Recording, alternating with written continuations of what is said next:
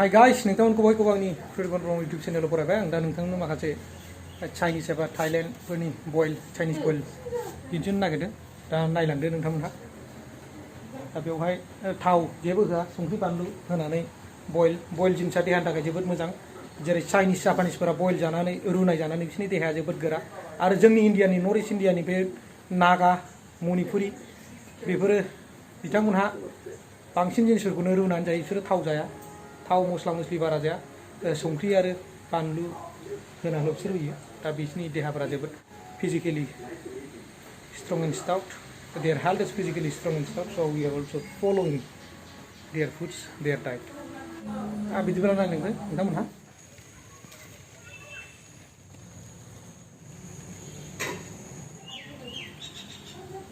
हिब्रु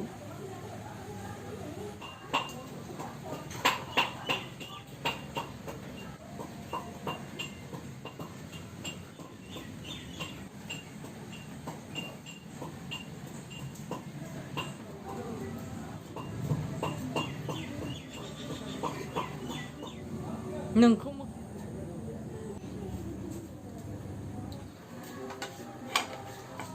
जों बेखौ बयल खालामनाय जागोन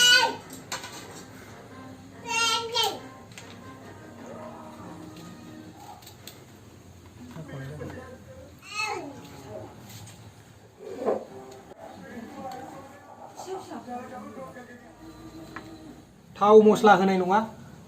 बयल खालामनाय जागोन boil recipe Now I am going to prepare the boiling recipe.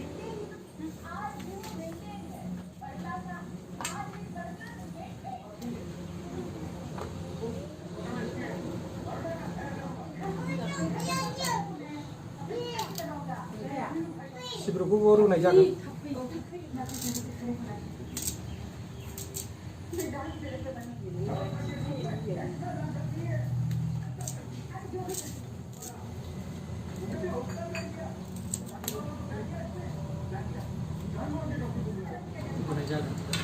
नोरसिं बिलाइ बेखौ होनाय जागोन मोदोमनायनि करि पाता होनो हिन्दीनि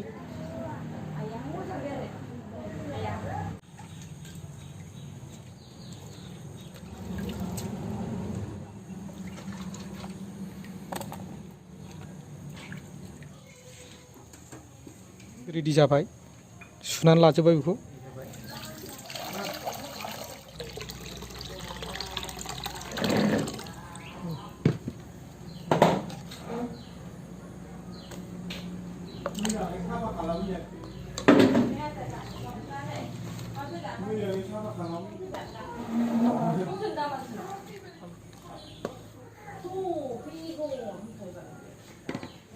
संख्रि होनोसै दे संख्रि बानलुल' होबाय जों बेवहाय हाइजें बेदर होबाय दानिया बेखौ खोबनाय जानोसै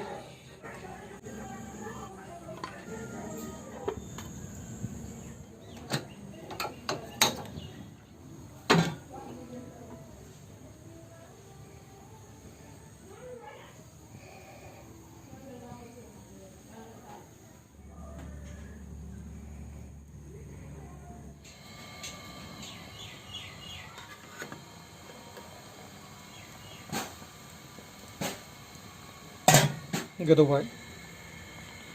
full of boiling. It is the boiling of 100 degrees centigrade now. पुरा गोदौबाय बियो मोननायनि लामायाव फैबाय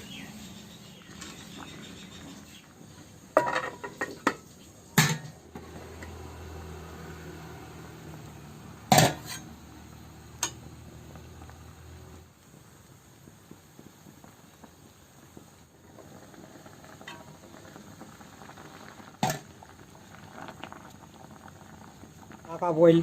चाइनिज बयल जापानिज बयला जाबाय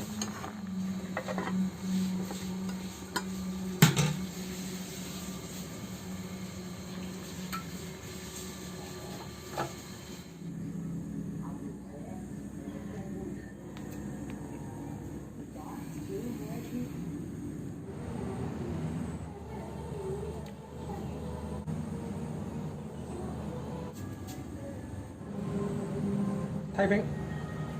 cucumber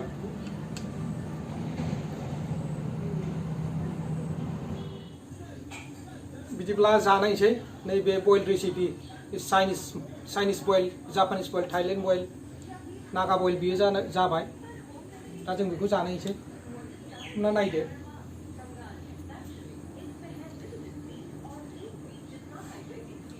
बिराद गोथाव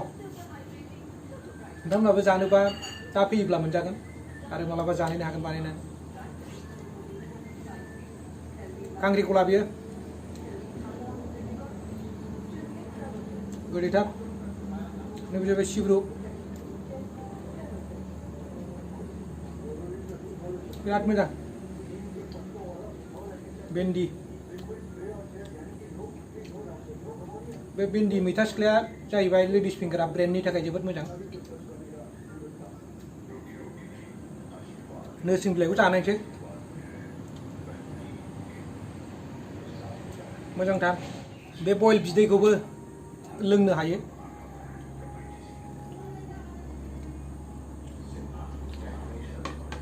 बिराद मोजां मोनजायो टेस्ट आंनिबो जाहैबाय बानलु बोरदोन नायनो हागोन नोंथांमोना नै बानलु बोरदोना जाहैबाय नोङो बांद्राय जायोब्लाबो बे उदैयाव जेबो खहा खालामा आलुआ मेडिसिन मुलिसो बियो बानलु बोरदोनजों दाउसा फिसाजों मानिमुनि सिब्रु बेल बिलाइ खिफि बेन्दों बेफोरजों मस्ला बिदै लोङोबा गुजुनाय गगा मोननाय कफ आरो दानि बे कर'ना बेरामफ्रा नारसिननो हाया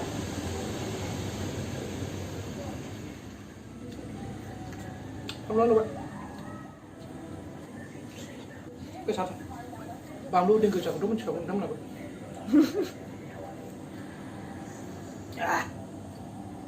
मनु लांजोबबाय आलु दंबाबो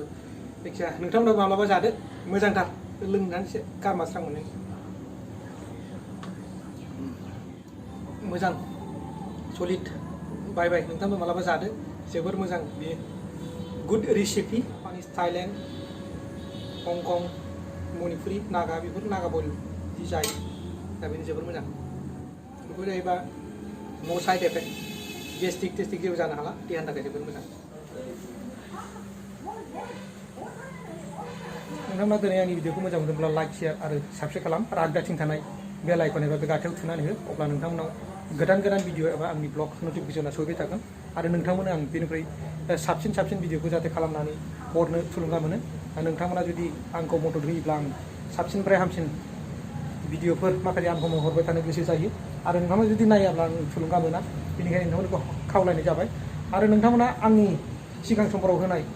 माखासे इन्टारेस्टिं आरो इम्पर्टेन्ट भिडिअफोरखौ नोंथांमोना मोननो हागोन बेनिखायनो नोंथांमोना नायलांदो बाय गोजोन्थों इस इउ एगेन